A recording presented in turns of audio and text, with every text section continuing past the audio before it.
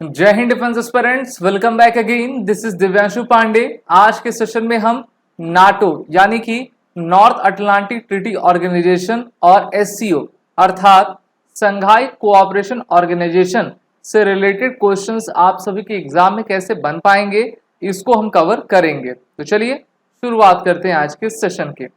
पहला क्वेश्चन आप सभी से ये पूछा जा रहा है कि what does SCO stand for, यानी कि एससीओ का फुल फॉर्म इनमें से क्या है। ऑप्शंस आप सभी को पढ़ना है और अपने आंसर कमेंट बॉक्स में देते जाने हैं। पहला ऑप्शन शंघाई कोऑपरेटिव ऑर्गेनाइजेशन, दूसरा शंघाई कोऑर्डिनेशन ऑर्गेनाइजेशन, तीसरा शंघाई कोलैबोरेशन ऑर्गेनाइजेशन या फिर चौथा शंघाई कोएलिशन ऑर्गेनाइजेशन। इनसे रिलेटेड सभी जितने भी इंपॉर्टेंट फैक्ट्स थे मैं आपको लेक्चर वीडियो में पहले भी पढ़ा चुका हूं और अब आज मैं आपसे क्वेश्चन पूछ रहा हूं। तो इसका आपका राइट आंसर है option A Shanghai Shanghai cooperation organisation. आप कह दीजिए, कोऑपरेटिव भी कहते हैं, मेनली इसको शंघाई कोऑपरेशन ऑर्गेनाइजेशन कहा जाता है और इसमें भारत, रशिया, पाकिस्तान और अन्य देश जो कि आपके सेंट्रल एशिया के आते हैं वो सभी इसमें आपके मौजूद हैं। तो इस प्रकार से शंघाई कोऑपरेशन ऑर्गेनाइजेशन इनका पूरा नाम है और ये एक प्रकार की ऐसी संस्था है जो सेंट्रल एशिया, साउथ एशिया की सिक्योरिटी और इकोनॉमिक प्रॉस्पेरिटी के लिए कार्य किया करती हैं। अगला question, which of the following are members of the SCO. Shanghai cooperation organisation के मेंबर्स इनमें से कौन कौन हैं। पाकिस्तान, भारत, तुर्कमेनिस्तान, टर्की या फिर बेलारूस। तो यहाँ पर टोटल 5 देशों के नाम दिए गए हैं।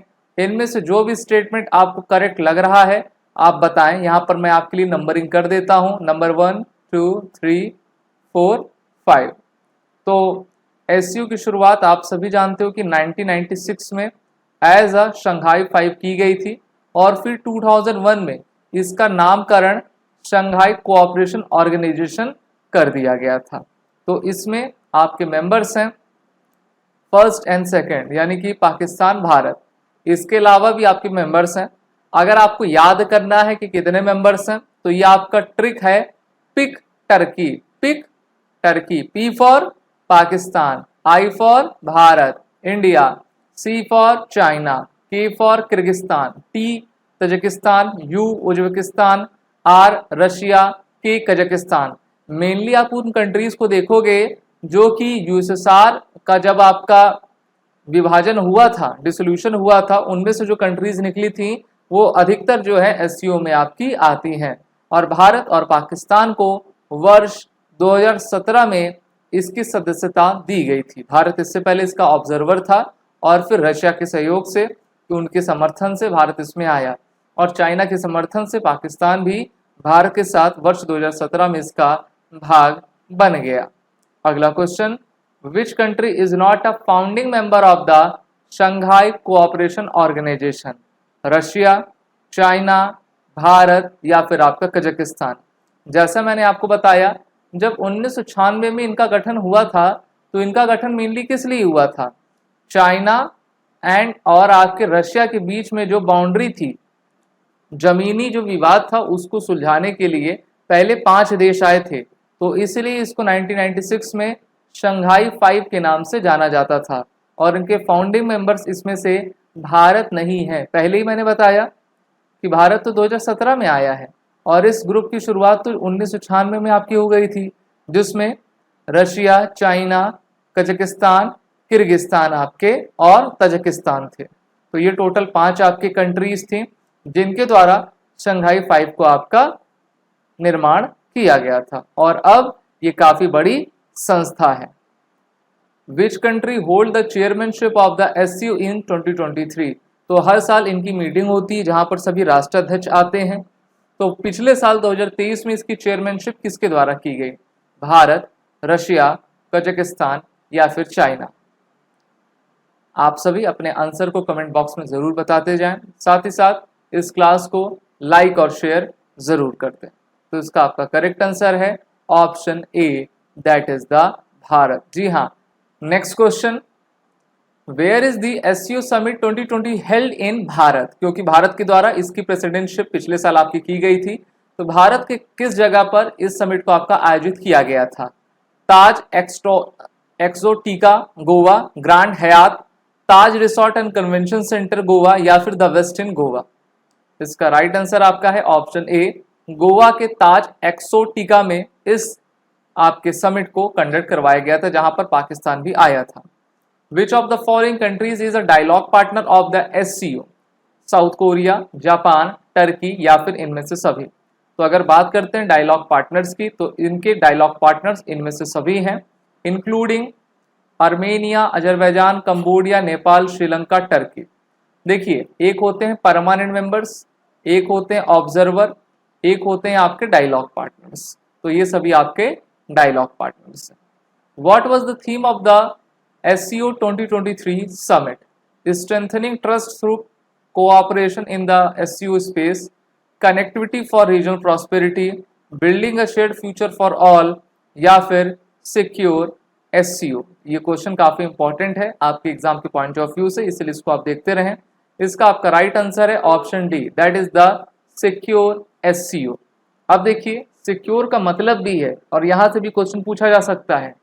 सिक्योर में जो एस है stand for security, E stand for economic development, C for connectivity in the region, U for unity, R for respect for sovereignty and integrity, and E for the environment. तो इसको आप जरूर याद करे रहिए। अगला question, what is the name of the joint military exercise conducted by the SCO member countries? तो 2021 के लास्ट में इनके द्वारा एक काफी बड़ी एक्सरसाइज को कंडक्ट किया गया था। उस एक्सरसाइज का नाम क्या था, आप सभी को बताना है। इसका ऑप्शंस है exercise SCO peace mission, exercise SCO cooperation, exercise SCO unity, या फिर exercise SCO friendship. And the right answer is option A, exercise SCO peace mission.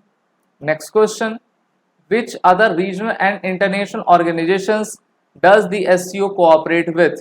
UNESCO, UNWTO, that is the United Nations World Trade Organization, IOM, या फिर इनमें से सभी? तो इसका आपका राइट आंसर इनमें से सभी है।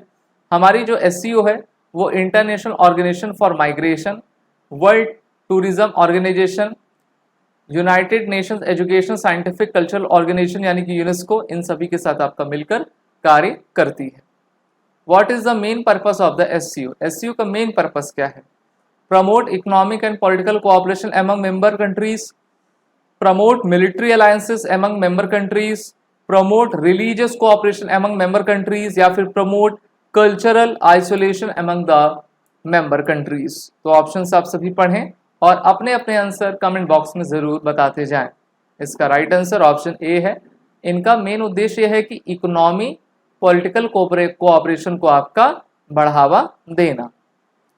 चलिए अब नाटो की तरफ चलते हैं। Where is the headquarter of the NATO situated?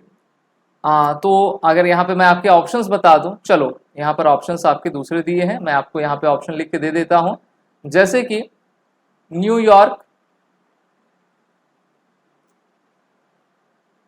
Brussels Belgium,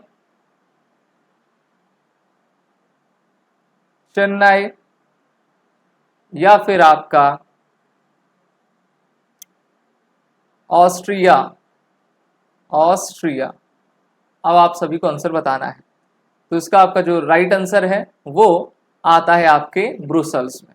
ठीक है, लगभग मैंने ऑप्शन सही दिए थे, तो ये आपका ब्रुसेल्स में है, बेल्जियम में। अगला question, when was NATO established? 1945, 1949, 1955, या फिर 1966?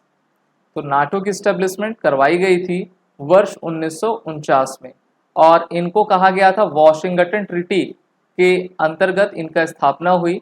और उस समय जो यूएसए वर्सेस यूएसएसआर का कोल्ड वॉर चल रहा था, उसके तहत जो है अमेरिका के द्वारा इसकी फॉर्मेशन करवाई गई थी।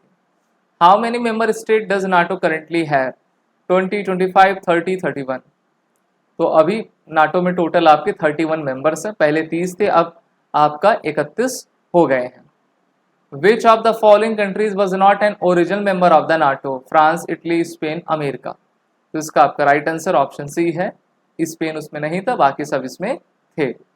विच country withdraw from NATO's integrated military command in 1966 but remain a member of the organisation? Germany, France, Italy या फिर UK? So option B is right. और इससे पहले मैंने जो नाटो की एक लेक्चर क्लास ली हुई है, वहां पर अगर आप पढ़ोगे तो मैंने ये चीज आपको बताई हुई है कि फ्रांस जो है इसमें था, लेकिन उसके बाद आपका हट गया था। When did France resume its position in NATO's military command? 76, 82, 90 या फिर 2009? और इसका आपका राइट आंसर ऑप्शन डी है, 2009 में फिर से उन्होंने अपनी नाटो की मिलिट्री कमांड की पोजीशन को ले लिया। अगला question, what is the headquarter of the allied command operation for NATO? Berlin Germany, Warsaw Poland, London UK या फिर Mons Belgium? So right answer is option D, Belgium के Mons में ये अवस्थित है। Where are the two newest countries to join NATO?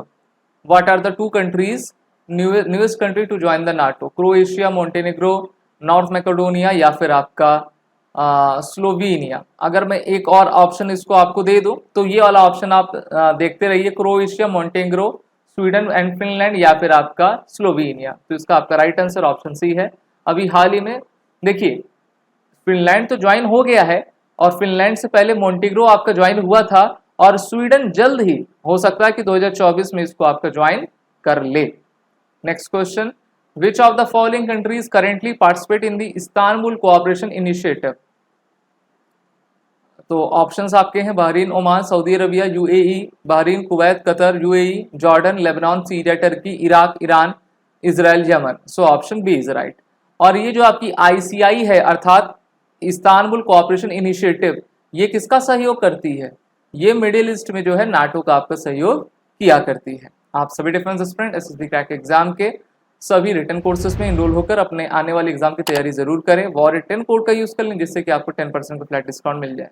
जय हिंद। अगर आप एक डिफेंस एस्पिरेंट हैं और SSB interview, NDA, CDS, AFCAT जैसे एग्जाम्स के लिए प्रिपेयर कर रहे हैं तो आप एसएसबी क्रैक एग्जाम्स के कोर्स को चेक करना ना भूलें। आप हमारी लर्निंग एप्लीकेशन को गूगल प्ले स्टोर से भी डाउनलोड कर सकते हैं।